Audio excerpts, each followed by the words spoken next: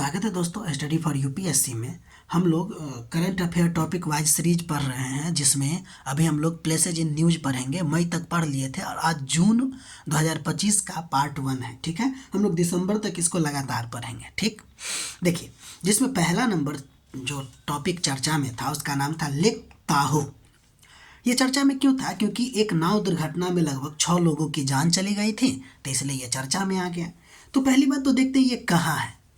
तो ध्यान दीजिए, यह यूएसए में है, कैलिफोर्निया और नेवादा की सीमा पर है। अगर हम कहें तो सियरा नेवादा पर्वत पे आपको कैलिफोर्निया और नेवादा की सीमा पर पड़ता है। ठीक, इसका सबसे इम्पोर्टेंट बात यह है कि यह जो है ना एक फ्रेश वाटर अल्पाइन लेक है। इसका मतलब है कि यह जो है ना आपको ऊंचा पर्वतीय क्षेत्र पर स्थित है। ठीक है, खासकर कहाँ? तो सियरा नेवादा पर्वत पे। ठीक, इस बात को आप लोग ध्यान रखिएगा। और ऊंचा पर्वत पर होने के कारण यह जो है आपको एक मीठा, मतलब कि ऊंचा पर्वत पर स्थित तो है ही, साथ ही साथ इसका पानी जो है वो मीठा है। ठीक है, इसीलिए यह झील जो है बहुत ज़्यादा चर्चा में रहती है, क्योंकि यह अपने अत्यधिक जल स्वच्छता के कारण, यानी कि बहुत ही यहाँ पे क्लियर वाटर है। लगभग 99.9% पानी जो है इसका वो आपको फ्रेश पानी है। ठीक है, इसके अलावा अन्य बात ध्यान रखिएगा कि यह largest alpine lake of north America में से एक है। सबसे बड़ा नहीं है, लेकिन बड़ों में से एक है। और साथ ही साथ अगर गहराई में बात करें तो यूएसए में इसमें गहराई वाले झीलों में इसका सेकेंड स्थान आता है। पहला स्थान पे आपको क्रेटर लेक आता है, जो यूएस में पहला गहरा झील है। दूसरा नंबर पे आपको कौन आ जाता है? यही जब भी हम लोग पढ़ रहे हैं, क्या नाम है उसका? लेक ताहो। आप लोग एक एक पॉइंट को ध्यान रखते चलिएगा, यूपीएससी कहीं से भी पॉइंट घुसा सकता है। अगला नंबर देखिए, और वो ये है कि यह एक प्रकार का टेक्टोनिक लेक है। ठीक, इस बात को एकदम ध्यान रखिएगा। साथ ही साथ एक और बात ध्यान रखिएगा कि ये जो लेक है ना, इस लेक में तो बहुत सारा ट्रिब्यूटरी आके गिरती तो है, लेकिन इस लेक से एकमात्र नदी निकलती है जिसका नाम है ट्रकी नदी। और यह आपको सीधे समुद्र में भी नहीं गिरती, बल्कि एक पिरामिड झील है नाम से, जो सियरा नेवादा या जो नेवादा में ही पड़ता है, उसमें जाके गिरती है। अगर हम कहें तो ये जो ट्रकी नदी है ना, वो पिरामिड झील और लेक ताहो को जोड़ने का काम करता है। ठीक है, यह बात को भूलिएगा नहीं। ठीक है, तो अब हम लोग आगे बढ़ते हैं और अगला नंबर टॉपिक देखते हैं जो न्यूज में था। वह ये है आपका कुक द्वीप समूह। ध्यान दीजिए, ये चर्चा में क्यों था कि ये जो द्वीप समूह है ना, वह चीन के साथ राजनीतिक और आर्थिक संबंध बढ़ा रहा है, जिसके वजह से न्यूजीलैंड जो है अपने बजट में से इसको बहुत सारा डॉलर दिया करता था, वो देने से निलंबित कर दिया। तो चर्चा में आ गया कुक द्वीप समूह। हम लोग मॉडर्न इंडिया में यूरोपीय कंपनी के आगमन में जब हम कुछ क्षेत्रों के खोज का पढ़ते हैं, तो उसमें कुक के द्वारा कुक आइलैंड की खोज हुआ था। जो ब्रिटिश मतलब नाविक था, उसने इसको खोजा था। ये भी बात याद रखिएगा। तो अब ये चर्चा में आ गया, तो ध्यान दीजिएगा। पहली बात तो ये दक्षिण प्रशांत महासागर में और पॉलिनेशिया क्षेत्र का हिस्सा है। किसका? पॉलिनेशिया क्षेत्र का, और न्यूजीलैंड के उत्तर पूर्व में स्थित है। ये एक एक पॉइंट को जो है ना ध्यान में रखते चलिएगा, रिवीजन मांगता है ये सब चीज़ें। ठीक है ना, यूपीएससी कैसे क्वेश्चन पूछ सकती है, उस लाइन को हमने उतार के रखा है। ठीक है, अगर दूसरा बात देखें तो ये सेल्फ गवर्निंग टेरिटरी है। लेकिन अगर देखें, यानी कि न्यूजीलैंड के साथ फ्री एसोसिएशन में है, अर्थात यह न तो पूरी तरह से स्वतंत्र देश है और न ही न्यूजीलैंड का उपनिवेश है, बस इसके साथ में एक जुड़ा हुआ है स्टेट के रूप में समझिए। ये जो कुक आइलैंड के जो नागरिक है ना, उसको न्यूजीलैंड का ही नागरिकता मतलब रखना पड़ता है, यानी कि न्यूजीलैंड का ही नागरिक है वो, एक तरह से समझिए। ठीक है, ये बात को भी भूलिएगा नहीं, है ना। एक फ्री टेरिटरी है ये एक तरह से, क्योंकि इसके जो विदेशी चीज़ें होती हैं ना, जैसे होता है ना विदेश नीति, वो न्यूजीलैंड देखता है। इसकी राजधानी की अगर बात करें तो आवारुवा है। इसकी राजधानी क्या है? आवारुवा, है ना, आवारुवा, जो रासोटोंगा द्वीप पर है। कहाँ है? ये भी पूछ सकता है कि रासोटोंगा द्वीप कहाँ है। ठीक है ना, तो इसकी जो राजधानी है, किसकी? कुक द्वीप समूह का, वो आपको आवारुवा है, जबकि यह आवारुवा जो है आपको रासोटोंगा द्वीप पर स्थित है। इसी द्वीप पर एक और द्वीप है जिसका नाम है तेमांगा, जो यहाँ का यानी कि कुक आइलैंड का सबसे ऊंचा द्वीप, ऊंचा बिंदु भी है और सबसे ज़्यादा यहाँ पर जनसंख्या भी निवास करती है।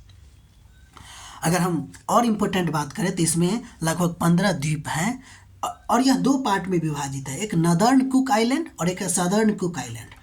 देखिए अगर नदर्न कुक आइलैंड का, तो ये ज़्यादातर आपको कोरल रीफ से बना है, ठीक है, ये बात को भूलिएगा नहीं। और ये जो सदर्न कुक आइलैंड है वो अधिकतर वॉल्केनिक आइलैंड है, ठीक। तो ये रहा आपको कुक आइलैंड के बारे में, आप लोग इसका नोट बनाते रहिएगा, ठीक।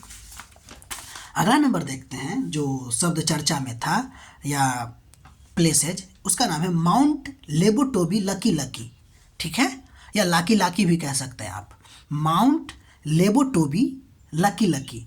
देखिए यह जो है ना ज्वालामुखी है, पहली बात तो ये देखिए, और ये इंडोनेशिया के पूर्वी नुसा तेंगरा प्रांत में है, ठीक।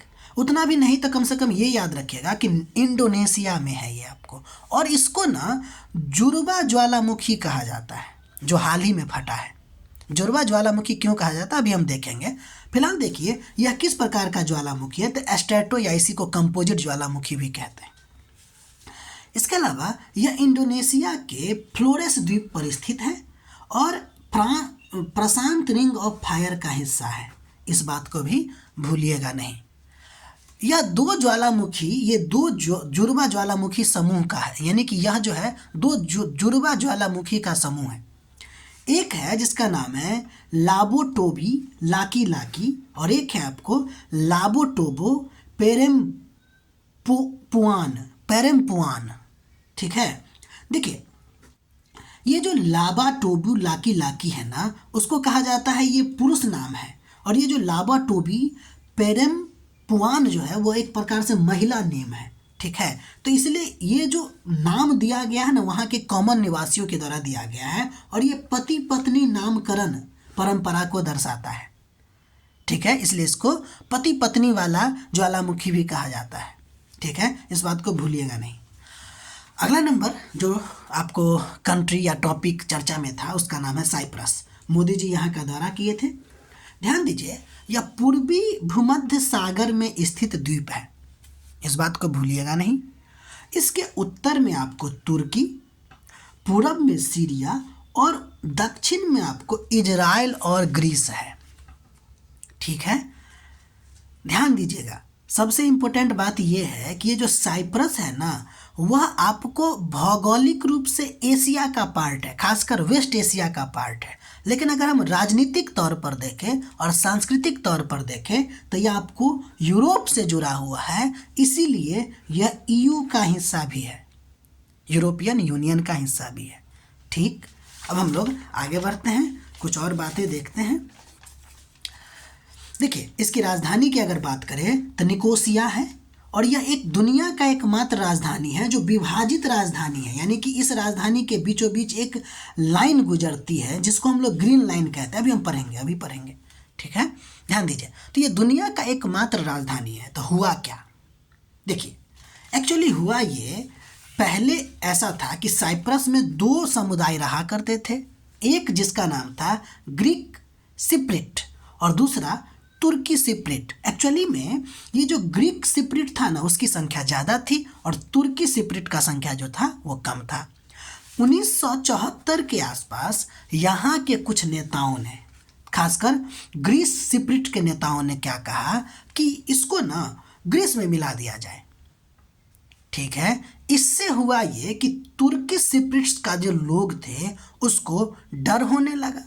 इसकी वजह से क्या हुआ कि मदद के लिए तुर्की ने अपना सेना उतार दिया और नॉर्थ वाले पार्ट पे कब्जा कर लिया, ठीक, नॉर्थ वाले पार्ट पे कब्जा कर लिया। और जब कब्जा कर लिया तो बहुत दिन तक कब्जा रखा और 1983 तक आते आते ये जो उत्तरी पार्ट था जिसमें तुर्की का कब्जा था वह अपने आप को एक अलग देश घोषित कर देता है, ठीक है, अब अलग देश घोषित करता है तो उसकी राजधानी भी यही है, तो उसके बीचों बीच में क्या करता है, यूएन इंटरफेयर करता है और उसके बीच में एक बफर जोन क्रिएट करता है जिसको हम लोग ग्रीन लाइन कहते हैं। इस बात को भूलिएगा नहीं, ये बहुत इंपॉर्टेंट पॉइंट है कि ग्रीन लाइन जो है वह साइप्रस में उत्तरी और दक्षिणी पार्ट को बांटता है, लेकिन दुनिया भर का जो देश है वह आपको उत्तरी भाग को मान्यता नहीं देता, कहता है ये इसी का पार्ट है,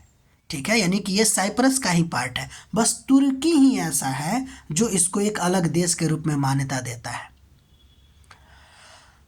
उम्मीद है आप इसको भली भांति समझ गए होंगे। इसलिए बोले थे ये दुनिया का एकमात्र विभाजित लाइन है जिसके बीचों बीच क्या है, एक ग्रीन लाइन गुजरती है, ठीक है।